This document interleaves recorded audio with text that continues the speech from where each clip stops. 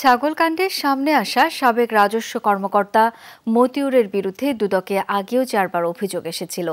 ঘুষ নিয়ে শুল্ক মাফ করিয়ে দেয়া, ট্যাক্স ফাইলে জালিয়াতি এবং টাকা পাচারের অভিযোগ ছিল তার বিরুদ্ধে। অথচ প্রতিবারই তদন্তে তাকে ক্লিনশিট বা দায় মুক্তি দিয়েছে দুদক। টিআইবি বলছে, মতিউর বেনজিরের মতো দুর্নীতিবাজদের অভিযোগ দুদক সঠিকভাবে তদন্ত না করলে মানুষের আস্থা হারাবে। এটি হতে পারে সংস্থাটির ঘুরে দাঁড়ানোর সুযোগ।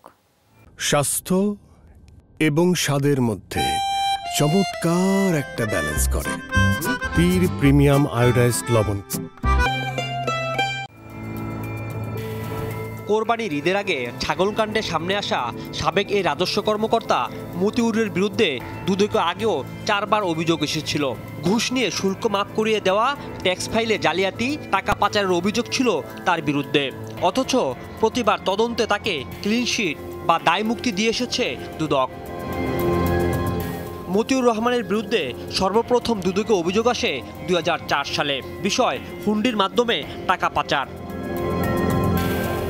পাচারকৃত টাকা প্রবাসী কোনো আত্মীয়র মাধ্যমে দেশে ফিরিয়ে এনে তার রেমিটেন্স বাবদ দেখিয়েছিলেন ট্যাক্স ফাইলে।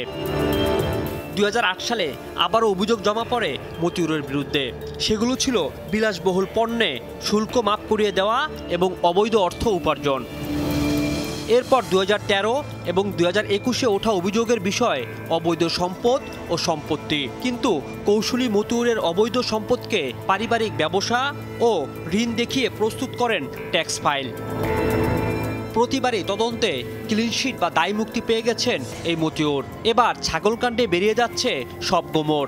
এবারের অভিযোগের তদন্তে কোনো প্রভাব নেই বলে দাবি দুদকের। তাহলে আগের তদন্তগুলোতে কাদের চাপ ছিল, কারাই বা পড়েছিলেন সেই চাপে? তখন দেখেননি কেন বা কি, সেটা কমিশন পর্যালোচনা করবে।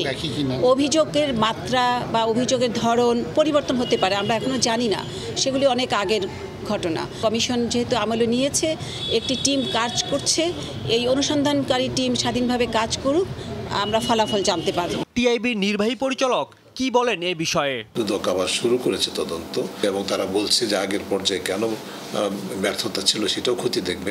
সুসংবাদ।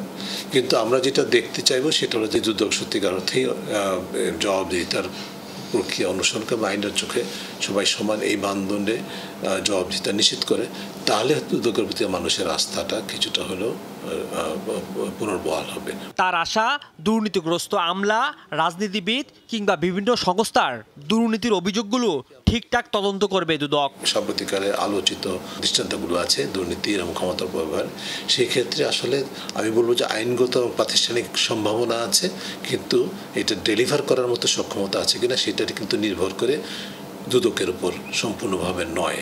দুদকের বাইরেও ক্ষমতা আছে যা দুদকের উপরে প্রভাব সৃষ্টি করে বলেই ধারণা করা হয় যৌক্তিকভাবে, যদিও দুদক সেটা অস্বীকার করে বিব্রত অবস্থান থেকে। পঞ্চমবারের মতো তদন্তে নেমে আগের 4 বার কাদের কাছ থেকে দায় মুক্তি পেয়েছিলেন মতিউর, তাও খতিয়ে দেখবে দুদক। রাজীব আহমেদ, যমুনা নিউজ, ঢাকা।